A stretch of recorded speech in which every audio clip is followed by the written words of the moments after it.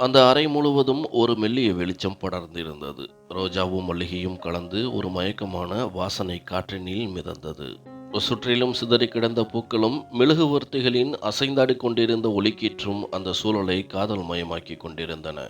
ஆனால் மாலினிக்கு மட்டும் அந்த சூழல் விஷம் போல் உணர்ந்தது. ஏதோ ஒரு துரதிர்ஷ்டமான சம்பவம் நடக்கப் போவதைப் போல அவளின் இதயம் வேகமாக துடித்தது. அவளின் கைகளும் கால்களும் செயலிழந்து போயின.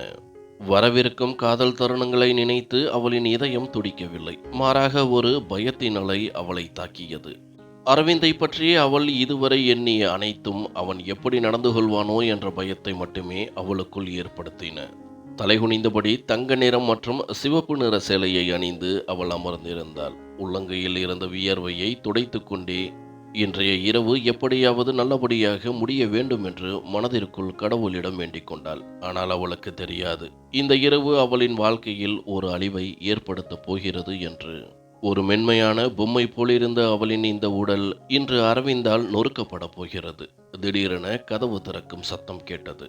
அவள் திடுக்கிட்டாள். அவளின் மூச்சு வேகமாகியது. கனமான காலடி சத்தம் தரையில் பட்டு எதிரொலித்தது. அடுத்த நொடியே அரவிந்த் அறைக்குள் நுழைந்தான்.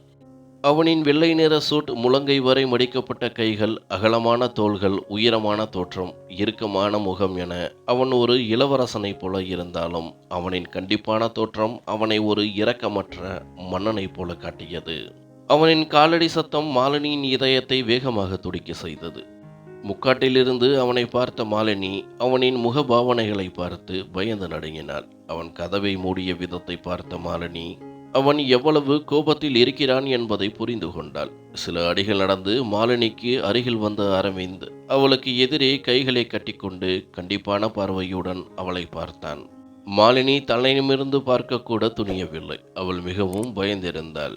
அப்போது அரவிந்தின் தீவிரமான மற்றும் இதயம் நொறுக்கும் குரல் அவளின் காதுகளில் கேட்டது. இந்த இரவு என் வாழ்க்கையின் துரதிர்ஷ்டமான இரவு. அது என் விதியில் எழுதப்பட்டு விட்டது. அரவிந்தின் குரலில் விஷம் கலந்திருந்தது. இந்த இரவு உன் வாழ்க்கையில் அழகான கனவாக இருக்கும் என்று நீ கனவு கண்டிருப்பாய். ஆனால் வருந்துகிறேன், நான் உன் எதிர்பார்ப்புகளை நிறைவேற்ற வரவில்லை. மாறாக உனக்கு வாழ்நாள் முழுவதும் வழி தரும் ஒரு தண்டனையை வழங்கவே வந்திருக்கின்றேன் என்றான். மாலினியின் இதயம் வேகமாக துடிக்கத் தொடங்கியது. அவள் ஏதாவது சொல்ல நினைத்தாள். ஆனால் அவளின் நாக்கு ஒட்டி கொண்டது. உனக்கு தெரியுமா நீ யார் என்று அரவிந்த் கசப்புடன் கேட்டான். என் சிற்றன்னையின் ஆதரவற்ற மருமகள். அவள் என்னை கட்டாயப்படுத்தி என் வாழ்க்கையில் புகுத்திவிட்டாள். நான் என் சிற்றன்னையை வெறுக்கும்போது அவளின் மருமகளை என் வாழ்க்கையில் எப்படி ஏற்றுக்கொள்ள முடியும் என்றான். மாலினி கஷ்டப்பட்டு தனது நடுங்கும் கைகளை கட்டுப்படுத்தி கொண்டாள். அவன் சில நொடிகள் அமைதியாக இருந்தான். பின்னர் மீண்டும் பேசினான். திருமணம் முடிந்துவிட்டால் நான் இந்த உறவை ஏற்றுக்கொள்வேன் என்றும் உன்னை மனதார ஏற்றுக்கொள்வேன் என்றும் நீ நினைக்கின்றாய். அவன் அலட்சியமாக சிரித்தான். உன்னை போன்ற பலவீனமான மற்றும் ஆதரவற்ற பெண் ஒரு அற்புதத்தை எதிர்பார்ப்பது முட்டாள்தனம் இல்லையா? அவனின் சிரிப்பு மேலும் நச்சுத்தன்மை வாய்ந்ததாக மாறியது. ஒரு விஷயத்தை உன் காதுகளில் போட்டுக்கொள். ஒரு நொடி கூட உன்னை என்னால் தாங்கிக் கொள்ள முடியாது. அவனின் வார்த்தைகளில் வெளிப்பட்ட வெறுப்பையும் கோபத்தையும் பார்த்து மாலினி எழுந்து ஓடிவிட வேண்டும் என்று நினைத்தாள். ஆனால் அவளின் கை கால்கள் உயிரற்றவையாக இருந்தன. அரவிந்த் அவளை நோக்கி நடந்து அவள் காதறையில் குனிந்து கிசுகிசுத்தான். நினைவில் கொள், திருமணம் நடந்ததால் தேனிலவு நிலவை நிச்சயம் கொண்டாடுவேன். என் உள்ளே இருக்கும் உணர்வுகளுக்கு அனுமதி தருவேன். இன்றைய இரவு நீ என் படுக்கையின் அழகு பொருளாக இருப்பாய். ஆனால் நாளை உன்னை இதே நிலையில் தவிக்க விட்டுவிட்டு நான் சென்று விடுவேன். ஏனெனில் கட்டாயப்படுத்தி என் வாழ்க்கையை நுழைந்த ஒரு பெண்ணை நான் என் வாழ்நாள் முழுவதும் வைத்துக்கொள்ள விரும்பவில்லை என்றான். மாலினியின் கண்ணீர் துளிகள் அவளின் இமைகளில் நின்றன. அவளின் உடல் நடுங்கியது. மேலும் அரவிந்த் நிமிர்ந்து நின்று தடித்த குரலில் சொன்னான். நான் உன்னிடம் எந்த இரக்கமும் காட்ட மாட்டேன் என்று நினைக்காதே. என் இருப்புக்கு அமைதி தரும் எல்லாவற்றையும் நான் செய்வேன். மேலும் ஒவ்வொரு நொடியும் நீ எனக்கு என்ன என்பதை உனக்கு நான் நினைவூட்டுவேன். நீ எனக்கு ஒரு விரும்பத்தகாத சுமை என்றான். மாலினி தன்னை அறியாமல் பின்வாங்கினாள். ஆனால் அரவிந்தின் நடவடிக்கைகள் முன் அவளின் எந்த முயற்சியும் வீண் என்பதை உணர்த்தின. அவன் மெதுவாக நடந்து படுக்கைக்கு அருகில் வந்தான். மாலினியின் கண்கள் குனிந்திருந்தன. ஆனால் அரவிந்தின் கண்கள் அவளின் முகத்தில் நிலைத்திருந்தன. உன் கைகளை நீட்டு. அவனின் கனத்த குரல் அறையின் எதிரொலித்தது. மாலினியின் இதயம் பயத்தால் நடுங்கியது. அவள் தலைகுனிந்து சுருங்க முயற்சித்தாள். ஆனால் அடுத்த நொடியே அரவிந்த் அவளின் மென்மையான கைகளை பிடித்து கொண்டான். அவனின் பிடி இறுக்கமாக இருந்தது. தயவு செய்து விட்டு விடுங்கள். மாலினியின் நடுங்கும் குரல் கஷ்டப்பட்டு வெளிவந்தது. ஆனால் அரவிந்தின் முகத்தில் எந்த மாற்றமும் இல்லை. விட்டுவிடவா? அவன் கசப்பாக சிரித்தான். உன் கெஞ்சலால் என் உரிமையை விட்டு விடுவேன் என்று நினைக்கின்றாயா? ஒரே ஒரு இரவுதான் தேவை. அதை நல்லபடியாக கொடு. எப்படி இருந்தாலும் கணவனை மகிழ்ச்சிப்படுத்துவது மனைவியின் முதல் கடமை அல்லவா? அவன் கேலி செய்யும் விதத்தில் பேசினான். மாலினி தன் கையை விடுவிக்க முயன்றாள். ஆனால் அரவிந்த் கோபத்தில் அவளின் முக்காட்டை பிடுங்கி எறிந்து விட்டான். ஆனால் அவளின் அப்பாவி முகத்தை பார்த்ததும் அவன் சில நொடிகள் ஆச்சரியத்துடன் திகைத்து போனான். அவனின் கண்கள் ஒரு மந்திரத்தில் கட்டுண்டது போல இருந்தது. அவனுக்கு முன் ஒரு நிலவு போன்ற முகம் இருந்தது. பெரிய ஈரமான கண்கள், ஈரமான இமைகள், லேசான நடுங்கும் உதடுகள் மற்றும் அந்த அழகான அப்பாவி முகம் எந்த ஆபரணமும் இல்லாமல் இதயத்தை கவர்ந்திழுக்கும் சக்தி வாய்ந்தது. அரவிந்த் இதற்கு முன் பல அழகான முகங்களை பார்த்திருந்தான். அநேகமாக மாலினியை விட அழகானவர்களையும் பார்த்திருந்தான். ஆனால் மாலினியின் முகத்தில் இருந்த அப்பாவித்தனம் அவன் இதுவரையிலும் பார்த்ததில்லை. அரவிந்தின் இறுக்கமான முகம் சில நொடிகள் உணர்ச்சியற்றதாக மாறியது. அவன் அந்த இடத்தில் உறைந்து போனது போல இருந்தான். அவனின் இதய துடிப்பு ஒரு நொடி நின்றது. ஆனால் பின்னர் ஒரு மந்திரம் கலைந்தது போல அவனுக்குள் ஒரு உணர்வு வந்தது. அவள் அவனின் சிற்றன்னையின் உறவுக்கார பெண் என்பதை நினைவு கூர்ந்தான். தான் அதிகம் இருக்கும் ஒரு பெண்ணின் உறவினர். அவன் தனது முகத்தை திருப்பிக் கொண்டான். சில வினாடிகளுக்கு அறை முழுவதும் ஆழமான அமைதி நிலவியது. அரவிந்தின் மனமாற்றத்தை மாலினியும் உணர்ந்தாள். ஒருவேளை என்று தனக்கு விடுதலை கிடைக்கலாம் என்ற ஒரு நம்பிக்கை அவளின் இதயத்தில் எழுந்தது. பெரிய நம்பிக்கையுடன் மாலினியின் நடுங்கும் குரல் வெளிவந்தது. தயவு செய்து என்னை மன்னித்து விடுங்கள். அவள் அழுத குரலில் பேசினாள். கண்ணீர் அவளின் கன்னங்களில் வழிந்தது. நான் எதுவும் செய்யவில்லை. நான் குற்றவாளி அல்ல. எனக்கு தண்டனை கொடுக்காதீர்கள். ஆனால் அரவிந்தின் கண்களில் அதே அளவற்ற வெறுப்பு மீண்டும் தோன்றியது. மன்னிப்பா? அவன் கசப்பான புன்னகையுடன் அவளை நோக்கி குனிந்தான். எதற்காக மன்னிப்பு கேட்கின்றாய்? மாலினி பயந்து பின்வாங்க முயன்றாள். ஆனால் அரவிந்த் அவளை இழுத்து தனது பிடிக்குள் வைத்து கொண்டான். இந்த அப்பாவித்தனமான நாடகத்தை என் முன் காட்டாதே. அவனின் குரல் விஷம் கலந்த ஒரு கத்தியைப் போல இருந்தது. உன் அத்தை என் வாழ்க்கையை அளித்தாள். அதன் விலையை நீ செலுத்த வேண்டும். அந்த விலையை நான் இன்றே பெறுவேன் என்று சொல்லி அவன் அவளுக்கு நெருக்கமாக வந்தான். அவனின் முதல் தொடுதலிலேயே மாலினியின் உயிர் அவளின் உடலில் இருந்து வெளியேறியது போல உணர்ந்தாள். கேலி செய்யும் விதத்தில் சிரித்து கொண்டே அரவிந்த் அவளின் முகத்தை மேலே தூக்கினான். அவளின் முகத்தில் அறைந்தான். இது என் வெறுப்பின் முதல் அடையாளம். இப்போது அடுத்த வெறுப்பை தாங்க தயாராகு என்று சொல்லி அவன் விளக்கை அணைத்தான். மாலினி கண்களை மூடிக்கொண்டாள். இருளின் நடுவில் அரவிந்தின் கைகள் மாலினியின் அழகை உணர்ந்தபோது அவனின் இதயம் ஒரு நொடி வேகமாக துடித்தது. ஆனால் அவன் மாலினிக்காக எந்த உணர்வையும் தன் இதயத்தில் வளர்க்க விரும்பவில்லை. குழந்தை பருவத்திலிருந்தே தான் பட்ட அனைத்து துன்பங்களுக்கும் மாலினியிடமிருந்து பழிவாங்க விரும்பினான். அரவிந்தின் நடத்தை இரக்கமின்றி இருந்தது. அவனுக்கு எந்த இரக்கமும் இல்லை. அவனின் ஒவ்வொரு தொடுதலும் மாலினிக்கு ஒரு வேதனையாகவும் அதிர்ச்சியாகவும் இருந்தது. அவள் தன்னை முழுமையாக பிரித்து கொள்ள முழு பலத்துடன் முயற்சித்தாள். ஆனால் அவனின் பலத்திற்கு முன்னால் அவள் உதவியற்றவளாக இருந்தாள்.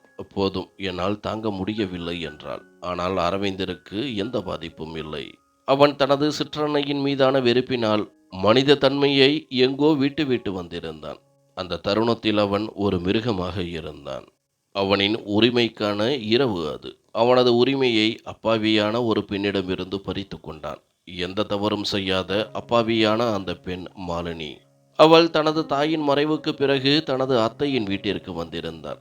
இன்று அதே அத்தை தனது முதல் தாரத்து மகனுக்கு அவளை திருமணம் செய்து வைத்திருந்தாள்.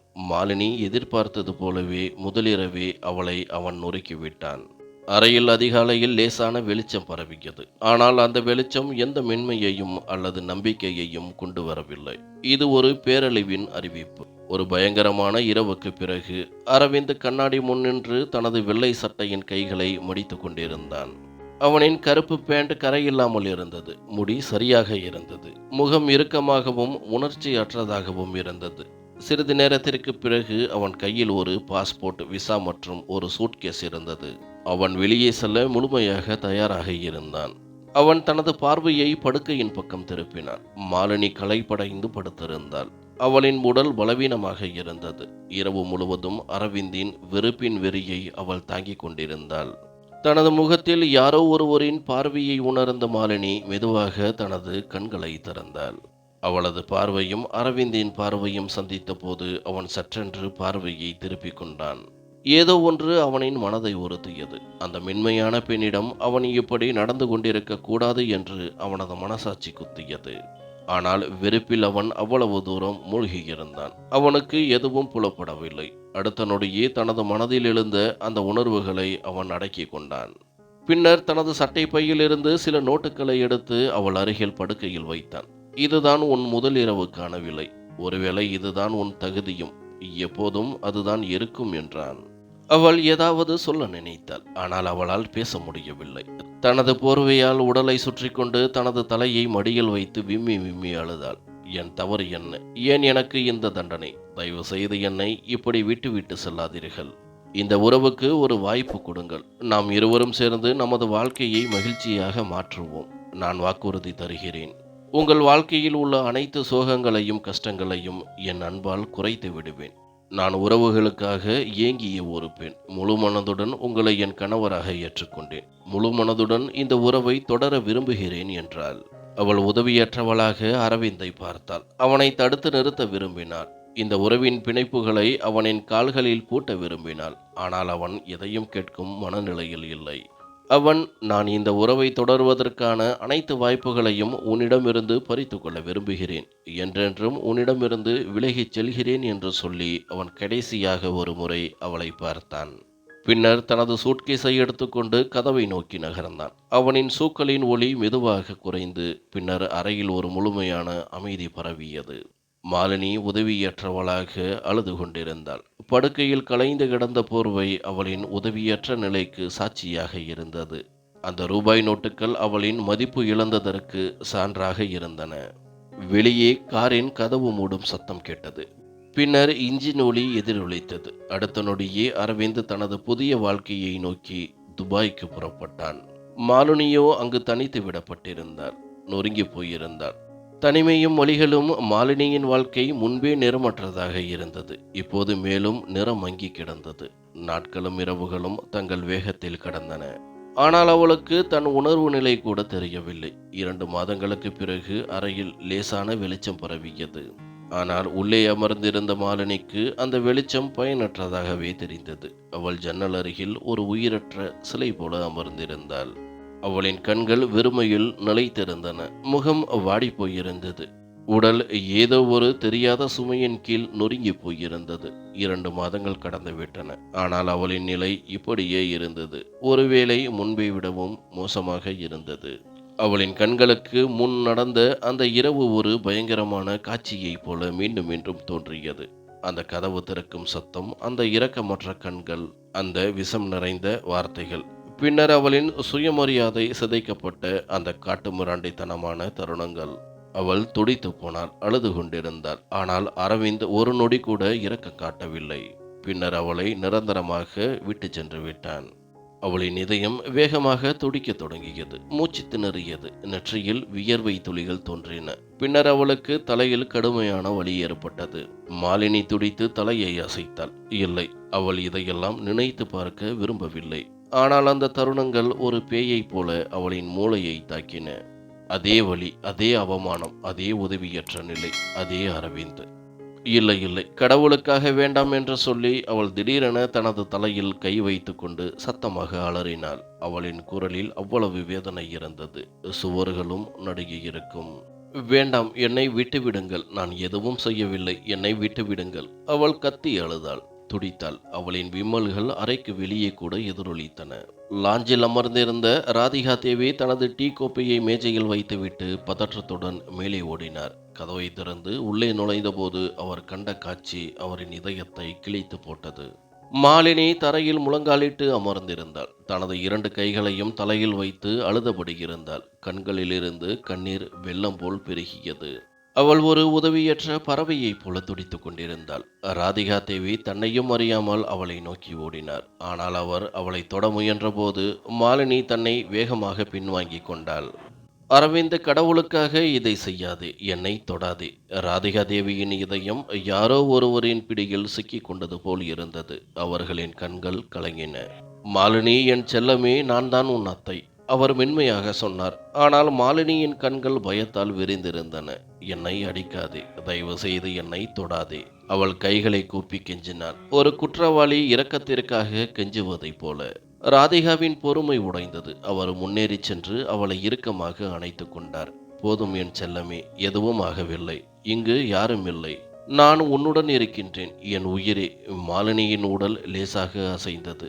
ஆனால் பின்னர் அவள் முழுமையாக குளிர்ந்து விட்டாள். அவளின் கண்ணீர் விம்மலாக மாறியது. பின்னர் அந்த விம்மல்களும் நின்றன. அவளின் உடல் ராதிகா தேவியின் மடியில் சரிந்தது. அடுத்த நொடியே அவள் மயங்கி விழுந்தாள். ராதிகா தேவி பதற்றத்துடன் அவளின் முகத்தை தட்டினார். ஆனால் அவள் உயிரற்றவளாக கிடந்தாள். கடவுளே, என் குழந்தை என்று சொல்லி அவர் உடனடியாக ஒரு மருத்துவரை அழைத்தார். முதல் அழைப்பிலேயே அது எடுக்கப்பட்டது. டாக்டர், தயவு செய்து உடனடியாக வீட்டிற்கு வரவும். என் குழந்தையின் நிலை சரியில்லை. அவரின் குரலில் பதட்டமும் உதவியற்ற நிலையும் கலந்திருந்தன. சிறிது நேரத்திற்கு பிறகு டாக்டர் தீப்தி அறைக்குள் இருந்தார். வெள்ளை நிற அங்கி அணிந்து தீவிரமான மற்றும் நிபுணத்துவமான முறையில் அவர் மாலினியை பரிசோதித்தார். மாலினி படுக்கையில் படுத்திருந்தாள். கண்கள் மூடியிருந்தன. முகம் வெள்ளையாக இருந்தது. ஒரு துளி ரத்தம் கூட இல்லாதது போல். ராதிகா தேவி அவளின் தலைமாட்டில் அமர்ந்து கண்ணீரை தடுக்க முயன்றார். டாக்டர் தீப்தி ஆழ்ந்த மூச்சு விட்டார். அவரின் முகத்தில் ஒரு விசித்திரமான குழப்பம் இருந்தது. ராதிகா தேவி, நீங்கள் இவளை மிகவும் நன்றாக கவனித்துக் கொள்ள வேண்டும். அவளது குரலில் ஒரு கண்டிப்பும் இருந்தது. நான் புரிந்து கொள்கிறேன், ஆனால் என்ன ஆயிற்று? ராதிகா தேவியின் பதற்றம் அதிகரித்தது. டாக்டர் தீப்தி ஒரு நொடி அவரை பார்த்தார், ஏதோ சிந்திப்பது போல. பின்னர் மெதுவாக சொன்னார், இப்பொழுது இவள் தீவிரமான மன மற்றும் உடல் பலவீனத்தால் பாதிக்கப்பட்டுள்ளாள். இந்த நிலையில் இவள் இப்படி இருப்பது மிகவும் ஆபத்தானது. இவளுக்கு சரியான நேரத்தில் உணவு, ஓய்வு மற்றும் எல்லாவற்றிற்கும் மேலாக மன அமைதி தேவை. ஆனால் ஏன் இவ்வளவு பலவீனமாக இருக்கிறாள் என்று எனக்கு புரியவில்லை என்றார். ராதிகா தேவியின் இதயம் ஒரு தெரியாத பயத்தால் நடுங்கியது. டாக்டர் தீப்தி சில நொடிகள் அமைதியாக இருந்தார், சரியான வார்த்தைகளை தேடுவது போல. பின்னர் அவர் ஆழ்ந்த மூச்சு விட்டு மெதுவாக சொன்னார், ஏனெனில் அவள் கர்ப்பமாக இருக்கின்றாள். ராதிகா தேவி அறையில் அமைதி நிலவியது. ராதிகா தேவியின் இதயம் துடிப்பது மறந்துவிட்டது போல் இருந்தது. என்ன? அவளின் உதடுகள் நடுங்கின. நீங்கள் சொல்வது உண்மையா டாக்டர்? தீப்தி தலையசைத்தார். ஆமாம், இவளின் நிலை மிகவும் ஆபத்தானது. இது தொடர்ந்தால் குழந்தை ஒருவேளை பிழைக்காது என்றார். டாக்டர் தீப்தியின் இந்த செய்தி ராதிகா தேவிக்கு காலில் கீழ் இருந்த பூமி சரிவது போல் தோன்றியது. நீங்கள் எந்த நிலையிலும் இவளை கவனித்துக் கொள்ள வேண்டும். உணவு விஷயத்தில் சிறப்பு கவனம் செலுத்துங்கள். இவள் மீது எந்த அழுத்தத்தையும் கொடுக்காதீர்கள். இல்லையென்றால் இவளுக்கு மிகவும் ஆபத்து ஏற்படலாம் என்று சொல்லி டாக்டர் தீப்தி சில முக்கியமான அறிவுரைகளை வழங்கினார். பின்னர் மாலினியின் மீது ஒரு அனுதாபமான பார்வையை செலுத்திவிட்டு அங்கிருந்து சென்றார். ராதிகா தேவி நடுங்கும் கைகளால் மாலினியின் நெற்றியில் கை வைத்தார். அவளின் கண்களில் ஒரு ஆழமான அவமானம் தோன்றியது.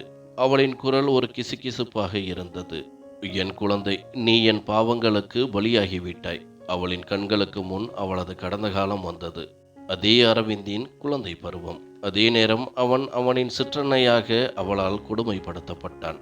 அவர் அந்த அப்பாவியை தனது கோபம், வெறுப்பு மற்றும் அகங்காரத்திற்காக பலியாக்கினார். அந்த அப்பாவி அரவிந்தருக்கு அவர் கொடுக்காத தண்டனையோ அல்லது துன்பமோ இல்லை. ஒரு அப்பாவி குழந்தையின் வாழ்க்கையை அவர் நாசமாக்கினார். அவர் அவனை அடித்து கேலி செய்து அவனது இதயத்தை காயப்படுத்தினார். இன்று அவளின் இதயம் அதே வழியில் உள்ளது. அவளின் கண்களிலிருந்து கண்ணீர் வழிந்தது. இதுதான் என் பாவங்களுக்கு கிடைத்த தண்டனையா? அவள் ஒரு ஆழ்ந்த மூச்சு விட்டு மாலினியின் நெற்றியில் முத்தமிட்டாள், தனது ஒவ்வொரு தவறுக்கும் வருந்துவது போல. நான் அரவிந்தருக்கு செய்ததற்கு ஒருவேளை அவன் உன்னை இந்த அழிவின் பாதையில் நிறுத்தி பழி வாங்குகிறான். அவர் தனது கண்களை இறுக்கமாக மூடிக்கொண்டார். 2 கண்ணீர் துளிகள் அவளின் கன்னங்களில் விழுந்தன. காலம் மெதுவாக கடந்து கொண்டிருந்தது. ராதிகா தேவிக்கு மாலினியை கவனிப்பது மிகவும் கடினமாக இருந்தது. அவள் தாயாக போகிறாள் என்று அறிந்தபோது அவள் மிகவும் அழுதாள். அவளுக்கு அந்த குழந்தை வேண்டாம். அது அரவிந்தின் வெறுப்பின் அடையாளம். அந்த வெறுப்பை அரவிந்த் திருமணத்தின் முதலிரவில் அவள் மீது கொட்டிவிட்டு சென்றான். காலம் இன்னும் வேகமாக கடந்தது. இப்போது 7 மாதங்கள் கடந்து விட்டன. மருத்துவமனை அறை அமைதியாக இருந்தது. ஆனால் அந்த அமைதியில் ஒரு விசித்திரமான சோகம் கலந்திருந்தது. மென்மையான வெள்ளை வெளிச்சம் அறை முழுவதும் பரவியிருந்தது. படுக்கையில் படுத்திருந்த மாலினி ஆழ்ந்த தூக்கத்தில் இருந்தாள். அவளின் முகம் வெளிரி போயிருந்தது. கண்களுக்கு கீழே கருப்பு வளையங்கள் இருந்தன. அவள் மிகவும் பலவீனமாக தெரிந்தாள். பல மாதங்களின் துன்பமும் சோர்வும் அவளின் இருப்பை உறிஞ்சிவிட்டது போல. அவளின் அருகில் ஒரு சிறிய ஜீவன் வெள்ளை துணியில் சுற்றப்பட்டு எதுவும் அறியாமல் தூங்கிக் கொண்டிருந்தது. அதன் அப்பாவி முகம், இளஞ்சிவப்பு உதடுகள், மூடிய கண்கள். அந்த அப்பாவி முகம் அச்சு அசலாக அரவிந்தின் நகல். அரவிந்தின் ரத்தம். அதே அரவிந்த் அவளை மிகவும் கஷ்டப்படுத்தி விட்டு சென்றான். ராதிகா தேவி ஒருபுறம் நின்றிருந்தார். அவரது கண்களில் கண்ணீர் நிறைந்திருந்தது. பல நிமிடங்கள் அவர் அந்த சிறிய ஜீவனை பார்த்து கொண்டே இருந்தார். பின்னர் தனது பார்வையை தனது கணவர் மேத்தாவிடம் திருப்பினார். மேத்தா வெளிப்படையாக உறுதியாக தெரிந்தாலும் அவரது முகத்தில் இருந்த சுருக்கங்கள் அவரது உடைந்த இதயத்தின் கதையை கூறிக்கொண்டிருந்தன. ராதிகா தேவி ஆழ்ந்த மூச்சு விட்டு மெதுவாக சொன்னார், உங்கள் மகனுக்கு போன் செய்யுங்கள். அவனுக்கு ஒரு குழந்தை பிறந்துள்ளது என்று சொல்லுங்கள். ஒருவேளை அவன் வரலாம். ஒருவேளை அவன் தனது தவறை உணரலாம் என்றார். மேத்தா ஒரு கசப்பான புன்னகையுடன் தலையை ஆட்டினார். இந்த வார்த்தைகளுக்கு எந்த நம்பிக்கையும் இல்லாதது போல. அவர் தனது பையில் இருந்த தனது மொபைலை எடுத்தார். ஆனால் திரையை பார்த்ததும் அவர் ஒரு சோர்வான பெருமூச்சுடன் போனை மீண்டும் பைக்குள் போட்டுவிட்டார். அவன் என் பேச்சை கேட்க மாட்டான் ராதிகா. அவரது குரலில் தோல்வியின் உணர்வு தெளிவாக தெரிந்தது. அவன் என் அழைப்பை கூட எடுக்க மாட்டான். ராதிகா உதவியற்றவளாக அவரை பார்த்தார். நீங்கள் இன்று முயற்சித்தீர்களா? மேத்தா தலையசைத்தார். எத்தனை முறை முயற்சித்தேன் என்று தெரியவில்லை. மாலினியின் நிலைமையை சொல்லவும் அவளின் வலியை அவனுக்கு உணர்த்தவும். ஆனால் அவன் ஒரு முறை கூட போனை எடுக்கவில்லை என்றார். ராதிகா தேவி தனது கண்களை மூடிக்கொண்டார். தனது இதயத்தில் எழுந்த வலியால் கத்தி அரவிந்தை சபிக்கவும் விரும்பினார். ஆனால் அவருக்கு தெரியும், யாருடைய உணர்வுகள் இறந்துவிட்டனவோ அவனை எந்த அழைப்பாலும் மீண்டும் கொண்டு வர முடியாது என்று. அப்படியானால் இதுதான் உங்கள் வளர்ப்பா? அவளின் குரல் கசப்பானது. ஒரு தந்தை எத்தனை முறை ஒரு மகனுக்கு போன் செய்து, உன் மனைவி அழிந்து கொண்டிருக்கின்றாள், உன் குழந்தை இந்த உலகத்திற்கு வரப்போகிறது என்று சொல்ல முடியும். ஆனால் அவன் அதை கேட்க தயாராகவே இல்லை என்றார். மேத்தா தனது மனைவியை வருத்தத்துடன் பார்த்தார். நானும் குறைந்த துன்பத்தை அனுபவித்தேனா என்ன? நானும் ஒரு தந்தைதான். ஆனால் ஒரு தந்தைக்கு மகன் மதிப்பு கொடுப்பது இருக்கட்டும், கேட்பதற்கு கூட விருப்பம் இல்லாதவனாக இருக்கின்றான். அறையில் மீண்டும் அமைதி நிலவியது. வெளியே இரவின் இருள் ஆழமாகிக் கொண்டிருந்தது. உள்ளே இரண்டு தோல்வியுற்ற மனிதர்கள் ஒருவருக்கொருவர் பார்த்து நின்று இருந்தனர். மாலினி ஆழ்ந்த தூக்கத்தில் இருந்தாள். அவளின் உடலில் எந்த அசைவும் இல்லை. அவளின் அப்பாவியான குழந்தை இந்த உலகத்திற்கு இப்போதுதான் வந்தது. தன் பெயருக்கு வாரிசாக இருக்கும் அவன் தன்னை ஏற்றுக்கொள்ள ஒருபோதும் வரமாட்டான் என்ற அறியாமையில் தூங்கிக் கொண்டிருந்தது. நேரம் எப்பொழுதும் ஒரே மாதிரி இருப்பதில்லை. அதேபோல துன்பங்களும் எப்பொழுதும் ஒரே மாதிரியாக இருப்பதில்லை. 2 வருடங்களுக்கு பிறகு மாளிகையின் பசுமையான புல்வெளியில் மாலை நேரத்தில் தங்க ஒளி மென்மையான புல்லின் மீது விழுந்தது. காற்றில் ஒரு லேசான குளிர்ச்சி இருந்தது. தூரத்தில் எங்கோ பறவைகள் தங்கள் கூடுகளுக்கு திரும்பிக் கொண்டிருந்தன. புல்வெளியின் நடுவில் மாலினி வெள்ளை உடையில் அமர்ந்திருந்தாள். இன்று அவளின் முகத்தில் முந்தைய உதவியற்ற நிலை இல்லை. இப்போது அவள் மெதுவாக வாழ்க்கையை நோக்கி திரும்பிக் கொண்டிருந்தாள். அவளின் மடியில் ஒரு சிறிய இளஞ்சிவப்பு கன்னங்கள் கொண்ட குழந்தை அமர்ந்திருந்தது. தனது மழலை மொழியில் ஏதோ சொல்ல முயற்சித்துக் கொண்டிருந்தது. அது ஒரு நொடி தனது சிறிய விரல்களால் தாயின் முகத்தை தொட்டது. அடுத்த நொடி அவளின் உடைகளை முஷ்டியில் பிடித்து இழுத்தது. சில சமயம் தனது பெரிய அப்பாவியான கண்களால் மாலினியை பார்த்து ஏதோ சொல்ல விரும்புவது போல இருந்தது. ஆரவ் குட்டி, ஸ்பூன் பிடி, கொஞ்சம் சாப்பிடு. மாலினி மென்மையாக சொல்லி ஸ்பூனை அவன் வாயருகே கொண்டு சென்றாள். இல்லை, ஆரவ் உடனடியாக கழுத்தை ஆட்டினான். தனது சிறிய கைகளால் ஸ்பூனை பின்னோக்கி தள்ள முயன்றான். பின்னர் திடீரென அவளின் மடியிலிருந்து இறங்கி தரையில் முழங்காலிட்டு அமர்ந்தான். ஆரவ் மாலினி ஆச்சரியத்துடன் அவனை பிடிக்க முயன்றாள். ஆனால் அவன் மின்னல் வேகத்தில் புல்வெளியில் ஓடத் தொடங்கினான். சிறிய அடிகளுடன், குலுங்கும் சிரிப்புடன். மாலினி ஒரு நொடி சோர்வடைந்து அமர்ந்தாள். பின்னர் சிரித்தபடி மீண்டும் அவனை துரத்தினாள். ஆரவ், இங்கே வா. குட்டி, எங்கே ஓடுற? ஆரவ் சிரித்தபடி முன்னால் ஓடிக்கொண்டிருந்தான். மாலினி அவனின் பின்னால் ஓடிக்கொண்டிருந்தாள். உள்ளே டீ குடித்துக் கொண்டிருந்த ராதிகா தேவி வெளியே சிரிப்பு சத்தம் கேட்டதும் அவளின் கால்கள் தானாக புல்வெளி நோக்கி சென்றன. மாலினி தனது சிறிய மகனின் பின்னால் ஓடுவதை பார்த்ததும் அவர்களின் உதடுகளில் ஒரு புன்னகை மலர்ந்தது. ஒரு நிம்மதியான புன்னகை. என்ன நடக்கிறது என்று அவர் மாலினியை கேலி செய்யும் விதத்தில் கேட்டார். மாலினி மூச்சு வாங்க நின்றாள். அத்தை, பாருங்கள், அவன் சாப்பிடவே தயாராக இல்லை, ஓடுவதில் மட்டும் நிபுணராகி விட்டான் என்றாள். ராதிகாதேவி சிரித்தபடி முன்னே வந்து ஆரவை சற்றென்று தூக்கி கொண்டார். குட்டி இளவரசி, ஏன் உன் அம்மாவுடன் இவ்வளவு சேட்டை செய்கிறாய்? ஆரவ் உடனடியாக தனது பெரிய கன்னங்களை திருப்பி அவர்களை பார்த்தான். பின்னர் திடீரென குலுங்கிச் சிரித்தான். தான் அனைவரின் உயிர் என்பதை அறிந்தது போல. இப்போது பார், உன்னை எப்படி சாப்பிட வைக்கிறேன் என்று ராதிகாதேவி சேட்டையாக சொல்லி மாலினியிடம் கண்ணடித்தார். இருவரும் சேர்ந்து பலவந்தமாக ஸ்பூனை ஆரவ் வாய் அருகே கொண்டு சென்றனர். முதலில் அவன் எதிர்த்தான். கைகளையும் கால்களையும் உதைத்தான். முகத்தை திருப்பிக் கொண்டான். ஆனால் ஸ்பூன் அவனது உதடுகளை தொட்டதும் அவன் எந்த காரணமும் இல்லாமல் ஸ்பூனை வாயில் எடுத்துக்கொண்டு சுவைத்தான். மாலினி புன்னகையுடன் ஆரவின் சிறிய தலைமுடியை தடவினாள். இவன் நம்முடைய இளவரசன். ஆம், நிச்சயமாக. ராதிகாதேவி மாலினியின் தோளில் கை வைத்து, நீயும் என் தைரியமான மகள் என்றார். இந்த 2 வருட பயணத்தில் மாலினி பல கடினமான காலங்களை கடந்து வந்தாள். பலமுறை நொறுங்கி போனாள், பலமுறை அழுதாள். சில சமயம் அவளை சமாதானப்படுத்துவது கூட கடினமாக இருந்தது. ஆரவை ஏற்றுக்கொள்ள அவள் ஒருபோதும் தயாராக இல்லை. ஆனால் பின்னர் ஒரு தாயின் அன்பு விழித்து கொண்டது. அவள் தனது அழும் குழந்தையை நெஞ்சோடு அணைத்து கொண்டாள். அந்த நாள் முதல் அவள் மாறிவிட்டாள். 3 ஆண்டுகளுக்கு பிறகு விமான நிலையத்தின் உயரமான கட்டடங்களின் கண்ணாடிகளிலிருந்து வரும் ஒளி அவனது முகத்தை லேசாக தங்க நிறமாக்கியது. 3 ஆண்டுகளுக்கு பிறகு அவன் இந்த மண்ணில் அடியெடுத்து வைத்தான். அவன் என்றென்றும் விட்டு சென்ற இடம் எது? அரவிந்த் ஏற்கனவே மிகவும் அழகானவன். இப்போது மேலும் கம்பீரமாகவும் கவர்ச்சியாகவும் இருந்தான். அவனின் தீவிரமான முகம், பளபளக்கும் ஆழமான கண்கள், வலிமையான தாடை மற்றும் லேசாக வளர்ந்த தாடி அவனை மேலும் தீவிர முதிர்ச்சியுடன் காட்டின. கருப்பு பேண்ட் மற்றும் சட்டையின் மேல் ஒரு அடர் பழுப்பு நிற மேலங்கி அணிந்திருந்தான். கையில் மொபைல் வைத்துக்கொண்டு அவன் பொறுமை இழந்து திரையை பார்த்து கொண்டிருந்தான். மறுபுறம் அவனது தனிப்பட்ட உதவியாளர் வியர்வையில் நனைந்து நின்றிருந்தார். அரவிந்தின் நெற்றியில் லேசான கோபரேகைகள் இருந்தன. அவனது பொறுமை ஏற்கனவே தெரிந்துவிட்டது. இந்த புக்கிங்கை ரத்து செய்தது யார்? அவன் கடுமையான குரலில் கேட்டான். உதவியாளர் தனது வறண்ட உதடுகளை துடைத்துக்கொண்டு பார்வையை திருப்பி, சார், மேத்தா என்ன? அரவிந்தின் தடைகள் மேலும் இறுகின. அவனது விரல்கள் முஷ்டியில் இறுகின. ஆம் சார். அவரது சிறப்பு உத்தரவின் பேரில் உதவியாளர் தயங்கினார். அரவிந்த் கோபத்துடன் மொபைலை அணைத்தான். பையில் கைவிட்டு கார் சாவியை தேடினான். ஆனால் இங்கே அவனது சொந்த கார் இல்லை என்பதை நினைவு கூர்ந்தான். 3 வருடங்களில் ஒரு முறை கூட அவன் திரும்பி வரவில்லை.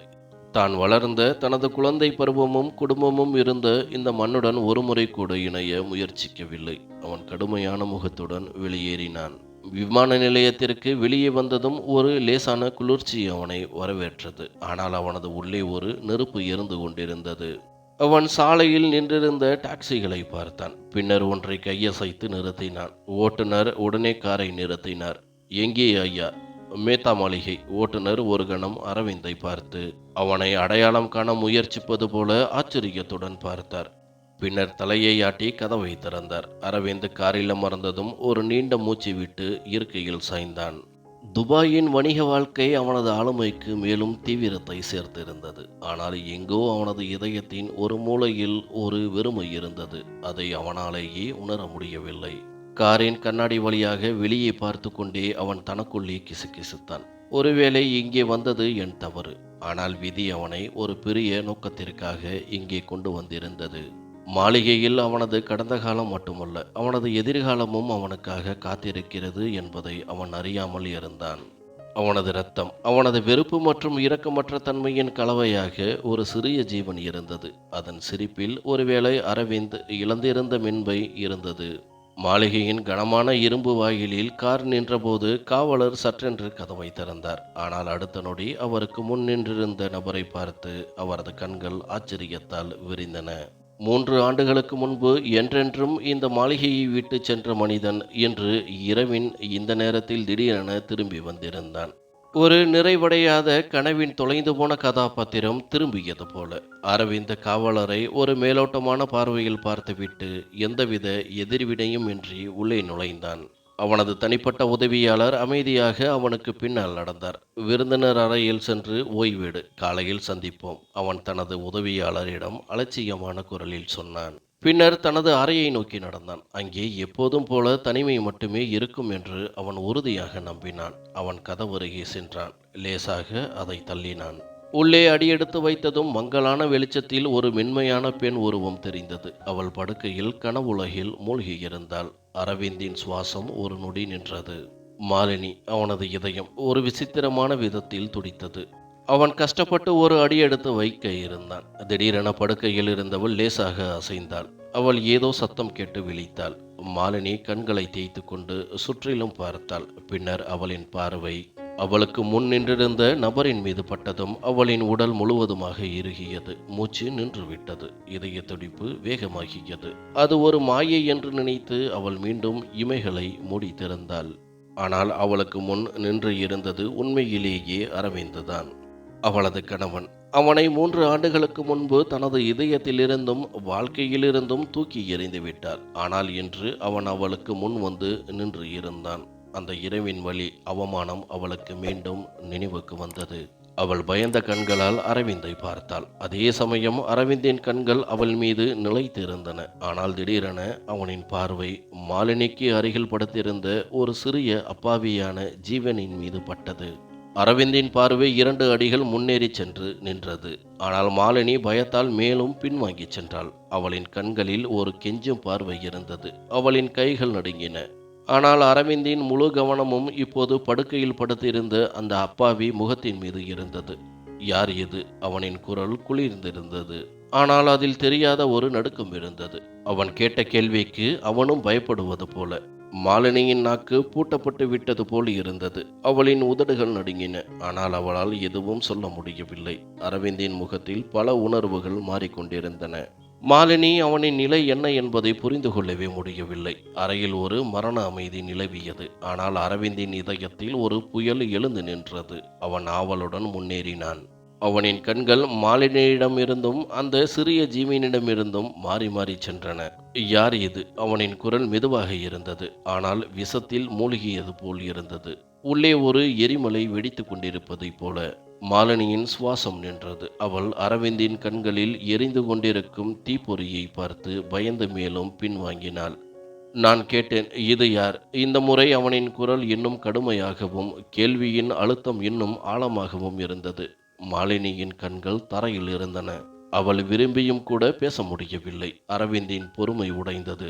அவன் சற்றென்று முன்னேறி அவளின் கையை இறுக்கமாக பிடித்தான். அவளை தன்னுடன் இழுத்து நிறுத்தினான். மாலினி, இந்த குழந்தை யார்? அவனது குரல் கோபத்தால் நிறைந்திருந்தது. மாலினி பயந்து கண்களை மூடிக்கொண்டாள். கண்ணீர் அவளின் கன்னங்களில் வழிந்தது. அரவிந்தின் பிடி மேலும் இறுக்கமானது. ஆரவ், உங்கள் மகன், அவள் தடுமாறி அழுது கொண்டே சொன்னாள். என்ன? அரவிந்தின் இதயம் ஒரு நொடிக்கு நின்றது போல் இருந்தது. என் மகனா? அவனது குரல் நடுங்கியது. ஆனால் இந்த வார்த்தைகள் அறையில் ஒரு குண்டு வெடித்ததை போல எதிரொலித்தன. அரவிந்தின் பிடி தளர்ந்தது. அவன் கண்களை சிமிட்டுவதையே மறந்துவிட்டான். அவனது வார்த்தைகள் தொண்டையில் அடைத்து கொண்டன. அவன் தன்னையும் அறியாமல் ஒரு அடி பின்னால் சென்றான். தனது சொந்த இருப்பின் உண்மையிலிருந்து ஓட விரும்புவது போல. ஆனால் யதார்த்தம் அவனை இறுக்க பிடித்திருந்தது. இது என் மகனா? அவனது குரலில் இப்போது ஒரு முணுமுணுப்பு இருந்தது. மாலினி ஈரமான கண்களுடன் நிமிர்ந்து மெதுவாக தலையை ஆட்டினாள். அரவிந்தின் இதயம் யாரோ ஒருவரின் கையில் சுருக்கப்பட்டது போல் இருந்தது. அந்த சிறிய ஆரவ், அவன் மெதுவாக முணுமுணுத்தான். உண்மையை ஏற்றுக்கொள்ள முயற்சிப்பது போல. அவனது இருப்பின் ஒரு பகுதி, அவனது இரத்தம், அவனது வாரிசு. 3 ஆண்டுகளுக்கு முன்பு அவன் விட்டு சென்றவன் இன்று அவனுக்கு முன் நின்றிருந்தான். ஒரு சிறிய உயிரின் உருவத்தில். அவன் சுவாசிக்க கூட மறந்துவிட்டான். தனது இதயத்தில் எழுந்த புயலை புரிந்து கொள்ள முடியவில்லை. மாலினி அப்போது வரை பயந்து நின்று கொண்டிருந்தாள், அழும் கண்களுடன். பல ஆண்டுகளுக்கு முன்பு அவளின் உலகத்தை அழித்து அந்த மனிதனை பார்த்தாள். ஆனால் இன்று அவளின் உலகம் அவளுக்கு முன் சுவாசித்துக் கொண்டிருந்தது. நேரம் நின்றது போல் இருந்தது. அவளது இதயம் ஒரு விசித்திரமான வேகத்துடன் துடித்துக் கொண்டிருந்தது. அவள் தனது இடத்தில் வேறாகி போனது போல் நின்றிருந்தாள். அவளது கண்கள் தனது மகனின் மீது நிலைத்திருந்தன. அவன் சற்றென்று படுக்கையின் அருகே சென்றான். குனிந்து தனது மகனை தனது கைகளில் தூக்கிக் கொண்டான். அந்த சிறிய உயிரை தனது நெஞ்சோடு அணைத்ததும் ஒரு தனித்துவமான உணர்வு அவனுக்குள் பரவியது. அவன் எப்போதும் கடினமாக இருந்தவன். அவனது கண்களில் ஒருபோதும் கண்ணீர் வராதவன். தனது சிற்றன்னையின் கொடுமைகளை அமைதியாக சகித்து கொண்டவன். அதே அரவிந்த் இன்று தனது குழந்தையை கைகளில் அணைத்து கொண்டு அழுதான். என் மகன், என் ஆரவ், அவன் மெதுவாக முணுமுணுத்தான். இது யதார்த்தம், ஒரு கனவு அல்ல என்று தனக்குள்ளேயே உறுதிப்படுத்துவது போல. மாலினி ஆச்சரியத்துடன் இந்த காட்சிகளை கண்டுகொண்டிருந்தாள். 3 ஆண்டுகளுக்கு முன்பு அவளை இந்த நிலையில் விட்டு சென்ற அரவிந்த் இப்படி திரும்புவான் என்று அவள் ஒருபோதும் நினைத்ததில்லை. அவன் ஒருவேளை திரும்பி வந்தாலும் இந்த குழந்தையை ஏற்றுக்கொள்ள மறுத்து விடுவான் என்று நினைத்தாள். ஆனால் இங்கே எல்லாம் தலைகீழாக நடந்தது. அவன் தனது பிடிவாதம், தனது அலட்சியம் அனைத்தையும் மறந்துவிட்டான். தனது குழந்தையை தனது கைகளில் மேலும் இறுக்கமாக அணைத்து கொண்டான். சிறிய ஆரவ் விழித்து விட்டான். அரவிந்தின் வலிமையான கைகளில் வந்ததும் அவன் சத்தமாக அழத் தொடங்கினான். அவனது சிறிய முஷ்டிகள் காற்றில் தள்ளாட்டம் கொண்டிருந்தன. அவனது கண்களில் ஒரு பதட்டம் இருந்தது. ஒருவேளை அவன் இந்த அந்நியனை அடையாளம் காணவில்லையோ? இன்று முதல் முறையாக அவனை தனது கைகளில் எடுத்து, என் மகனே, நான் தான் உன் அப்பா, அரவிந்த் நடுங்கும் குரலில் சொன்னான். குழந்தையின் தலைமுடியை மெதுவாக தடவினான். மாலினியின் கண்ணீர் அவளின் கன்னங்களில் வழிந்தது. அவள் இதை நம்ப முடியாமல் பார்த்து கொண்டிருந்தாள். இதயத்தில் விசித்திரமான பரபரப்பு. 3 ஆண்டுகளுக்கு முன்பு அக்கறை இல்லாமல் இருந்த ஒருவன் இன்று தனது குழந்தைக்கு இவ்வளவு மென்மையாக இருப்பது எப்படி? அரவிந்த் மெதுவாக குழந்தையை தாளாட்டினான். ஆனால் அது தொடர்ந்து அழுது கொண்டே இருந்தது. ஒருவேளை அது அவனுக்கு ஒரு புதிய தொடுதலாக, ஒரு புதிய வாசனையாக, ஒரு புதிய உணர்வாக இருக்கலாம். அவன் இதற்கு முன்பு ஒருபோதும் உணராத அனைத்தும். என் மகன், அரவிந்தின் குரல் நறுங்கியது. அவனது கண்களில் மீண்டும் கண்ணீர் மின்னியது. அரவிந்த் மெதுவாக குழந்தையை மாலினியின் மடியில் வைத்தான். அது ஒரு மென்மையான பொருள் போல. மாலினி உடனே ஆரவை பிடித்து கொண்டாள். அவனது சிறிய உடலை தனது கைகளில் அணைத்து கொண்டாள். அடுத்த நொடியே அவனது நெற்றியை முத்தமிட்டாள். அரவிந்த் ஒரு ஆழ்ந்த மூச்சு விட்டு இந்த காட்சியை கண்டான். அது ஒரு அற்புதம் பார்ப்பதைப் போல. அவனது கண்ணீர் அமைதியாக கன்னங்களில் வழிந்தது. அவனது இதயம் ஒரு கண்ணுக்கு தெரியாத சுமையின் கீழ் நொறுங்கி போயிருந்தது. எல்லாமே முடிந்து விட்டது போல அவனுக்கு உணர்வு இருந்தது. ஆரவ் மாலினியின் தொடுதலாலும் மெதுவான ஆட்டத்தாலும் அமைதியானான். அவனது கண்கள் தூக்கத்தின் தாக்கத்தால் மெதுவாக மூடத் தொடங்கின. சிறிய உதடுகள் லேசாக திறந்தன. மூச்சு மெதுவாகியது. அவன் மீண்டும் தாயின் கைகளில் பாதுகாப்பில் தூக்க உலகத்திற்கு சென்றான். அரவிந்த் ஒரு ஆழ்ந்த மூச்சு விட்டான். பின்னர் அவனுக்கு திடீரென ஒரு விசித்திரமான பதட்டம் விழித்து கொண்டது. அவன் சற்றென்று மாலினியின் கையை பிடித்தான். மாலினி திடுக்கிட்டு அவனை பார்த்தாள். அவளின் கண்களில் ஒரு அறியாத பதற்றம் இருந்தது. ஏன் என்னிடம் சொல்லவில்லை? அரவிந்தின் குரல் மெதுவாக இருந்தது. ஆனால் அதில் ஒரு தகிக்கும் நெருப்பு இருந்தது. ஏன் நீ கர்ப்பமாக இருக்கிறாய் என்று சொல்லவில்லை? ஏன் என் குழந்தை இந்த உலகத்திற்கு வந்துவிட்டது, எவ்வளவு பெரியவனாகவும் ஆகிவிட்டான் என்று சொல்லவில்லை என்று கேட்டான். மாலினிக்கு கோபம் வந்தது. அவன் அனைத்தையும் விட்டுவிட்டு சென்றான். அனைத்து உறவுகளையும் துண்டித்துவிட்டு. இன்று எந்த உரிமையில் அவன் தனது குழந்தையின் செய்தியை ஏன் தனக்கு தெரிவிக்கவில்லை என்று கேட்கின்றான். அவள், ஏனென்றால் உங்களுக்கு அதை அறியும் உரிமை இல்லை. அவள் கோபத்துடன் அவனது கண்களை பார்த்து பதிலளித்தாள். ஒருவேளை தாயானதால் அவள் இன்னும் தைரியசாலியாகிவிட்டாள். இல்லையென்றால் அரவிந்தின் முன் நிற்பதற்கு கூட அவளுக்கு தைரியம் இல்லை. ஆனால் இப்பொழுது அவனது கண்களை பார்த்து பேசிக்கொண்டிருந்தாள். அதே சமயம் அரவிந்த் முன்னேறி அவளின் மணிக்கட்டை இறுக்கமாக அழுத்தினான். அவள் அவனது கையிலிருந்து தனது கையை விடுவிக்க விரும்பினாள். ஆனால் அரவிந்தின் பிடி மிகவும் வலிமையானது. நான் உறவை துண்டித்து விட்டு சென்றாலும் அது என்னுடைய உறவுதான். இந்த குழந்தை என் இரத்தம்தான் என்றான். அது உன் இரத்தம் என்றால் ஒருமுறை கூட நீங்கள் திரும்பி வந்து எங்கள் நிலையை பற்றி விசாரிக்கவில்லையே. அத்தையும் மாமாவும் உங்களுக்கு எத்தனை முறை அழைத்தனர். ஆனால் நீங்கள் ஒருபோதும் போனை எடுக்கவில்லை. எந்த குறுஞ்செய்திக்கும் பதிலளிக்கவில்லை. அரவிந்த் ஆச்சரியத்துடன் அவளை பார்த்தான். பொய் சொல்லாதே மாலினி. அவனது குரலில் மீண்டும் 3 ஆண்டுகளுக்கு முன்பு இருந்த அதே கடினத்தன்மை தெரிந்தது.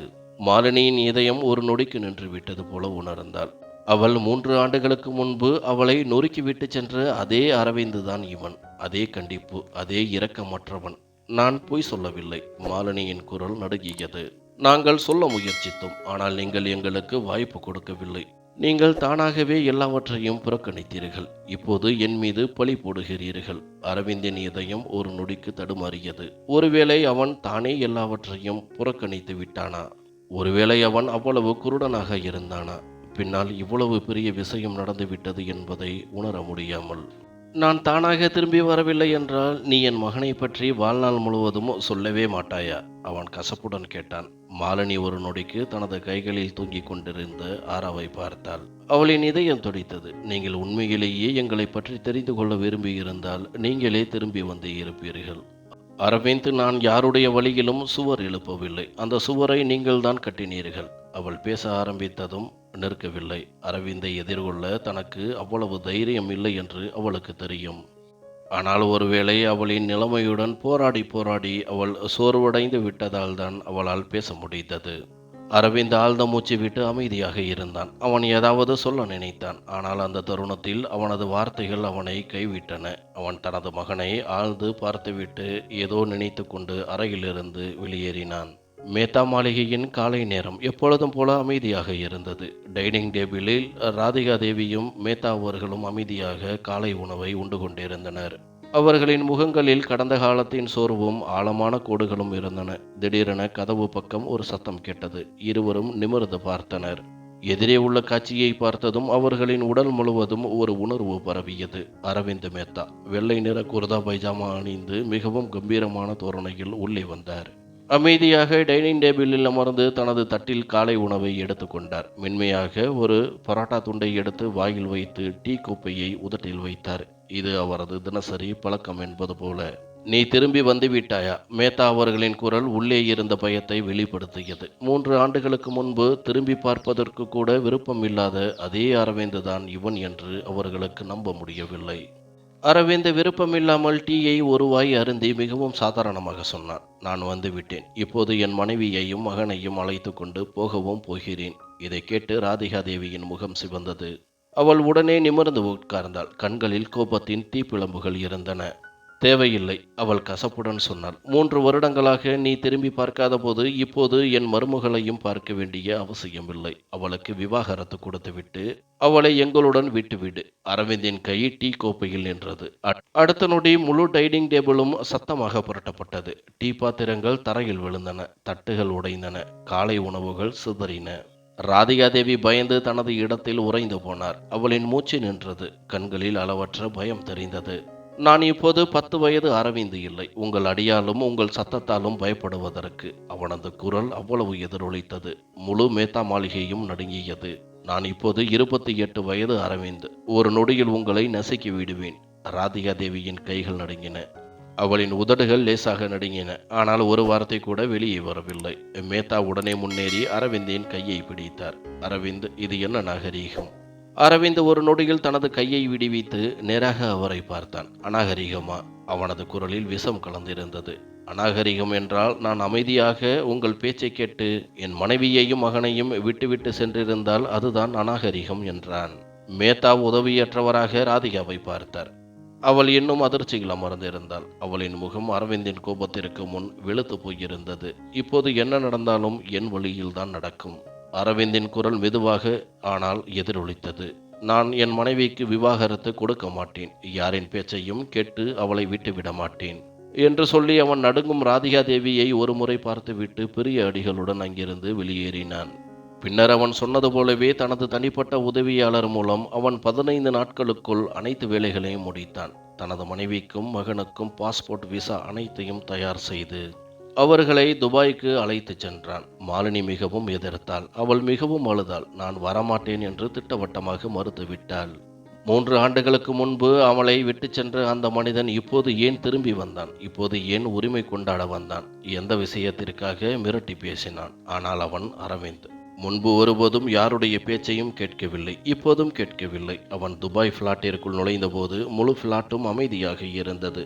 மாலினி சிறிய ஆரவை சமாளிக்க முடியாமல் திணறிக் கொண்டிருந்தாள். அவளின் மடியிலிருந்து வெளியே வர துடித்து கொண்டிருந்தான். அவன் எதுவும் யோசிக்காமல் தனது மகனை மடியில் தூக்கி கொண்டான்.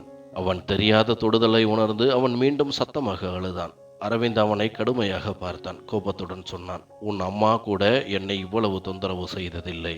நீ என்ன செய்கிறாய்? நான் உன் அப்பா. அவனது குரலில் அதே வரட்டுத்தனம் இருந்தது. ஆனால் இதை கேட்டதும் ஆரவ் ஒரு நொடி அமைதியானான். தனது பெரிய கண்களை திறந்து அவனை பார்த்தான். பின்னர் அடுத்த நொடியே தனது சிறிய கையால் ஒரு அறை அவனது கன்னத்தில் கொடுத்தான். தனது பிரிவின் அனைத்து பழிவாங்கல்களையும் எடுப்பது போல. பின்னர் அவனுக்கு என்ன ஆயிற்று என்று தெரியவில்லை. அவன் தனது அப்பாவின் கன்னத்தில் தனது ஈரமான உதடுகளை வைத்தான். ஆரவின் இந்த எதிர்வினையை மாலினி பார்த்தாள். ஆனால் அரவிந்த் உடனே அவனை தனது கைகளில் அணைத்து கொண்டான். மெதுவாக காலம் கடந்து கொண்டிருந்தது. ஆனால் அரவிந்த் இன்னும் மாலினியின் பக்கம் தனது அடிகளை எடுக்கவில்லை. அவன் அவளுக்கு நேரம் கொடுத்திருந்தான். அன்றும் ஒரு சாதாரண நாள். காலையிலிருந்து அவள் ஆரவை கவனித்துக் கொண்டிருந்தாள். அப்போது திடீரென அரவிந்த் வீட்டிற்குள் நுழைந்தான். கைகளில் ஒரு பூங்கொத்து மற்றும் ஒரு கேக். அவன் நேராக தனது அறைக்கு சென்றான். அங்கு அவனது மனைவி தனது மகனை கவனித்துக் கொண்டிருந்தாள். அங்கு அவன் உடனே ஆரவை அன்புடன் தனது மடியில் தூக்கி கொண்டான். அவனது தொடுதலை உணர்ந்ததும் ஆரவ் அமைதியானான். அவனது தோளில் சாய்த்து கொண்டு தனது அம்மாவை பார்த்தான். அடுத்த நொடி ஆரவை மடியிலிருந்து இறக்கி எதுவும் பேசாமல் அரவிந்த் அவளுக்கு முன் முழங்காலிட்டான். பூக்களை தனது மனைவியை நோக்கி நீட்டிய அவன் தனது அனைத்து பிடிவாதத்தையும் தனது அனைத்து அகங்காரத்தையும் மறந்துவிட்டான். கடந்த காலத்தை ஒரு ஆழமான கனவை போல மறந்துவிட்டு அந்த பூக்களை அவளின் காலடியில் வைத்து கலங்கிய குரலில் சொன்னான், நான் மன்னிப்பதற்கு தகுதியற்றவன் என்பது எனக்கு தெரியும். ஒரே ஒரு மன்னிப்பு என்ற வார்த்தை கூட உன்னை என் பக்கம் திருப்ப முடியாது. ஆனால் நான் என் குழந்தைக்காக இந்த உறவுக்கு ஒரு வாய்ப்பு கொடுக்க விரும்புகிறேன். உன்னுடன் என் முழு வாழ்க்கையையும் கழிக்க விரும்புகிறேன். அவன் ஒரு நொடி நின்றான். கண்களில் லேசான ஒளியுடன் ஆரவை பார்த்தான். பார், நம் ஆரவ் எவ்வளவு தனியாக இருக்கின்றான். நான் அவனுக்கு ஒரு சிறிய தங்கையை கூட கொண்டு வர விரும்புகிறேன். மாலினி அவனது பேச்சை கேட்டு உடனே சிவந்து போனாள். சொல்வதற்கு அவளுக்கு நிறைய குறைகள் இருந்தன. ஆனால் அவளின் உதடுகள் அமைதியாகிவிட்டன. அவளின் பார்வை தனது மகன் மீது சென்றது. அவன் தனது அப்பாவின் தோளில் சாய்ந்து ஆழ்ந்த தூக்கத்தில் இருந்தான். இது ஒரு வாய்ப்பு. மாலினி தோற்றாள். நிச்சயமாக அவள் 3 வருடங்களுக்கு மிகவும் துன்பத்தில் கழித்தாள். ஆனால் அவள் தனது 2 வயது குழந்தைக்காக எல்லாவற்றையும் மறந்துவிட்டாள். ஒரு தாயின் அன்பு துடித்தது. அவள் உடனே அந்த பூக்களை எடுத்து ஒரு புறம் வைத்தாள். அரவிந்தின் நெஞ்சோடு சாய்ந்தாள். இதுதான் அவளின் பதில். அவள் ஒரு புதிய வாழ்க்கைக்கு தயாராக இருக்கின்றாள். பின்னர் அரவிந்த் மாலினி கனவில் கூட நினைத்து பார்க்காததை செய்தான். அவன் அவளை தனது தலையில் வைத்து கொண்டாடினான். தனது ஒவ்வொரு தவறுக்காகவும் ஒவ்வொரு இரவும் மன்னிப்பு கேட்டான். இப்போது மாலினியும் அவனை மன்னித்து தனது மகனுடன் ஒரு புதிய வாழ்க்கையை தொடங்கிவிட்டாள்.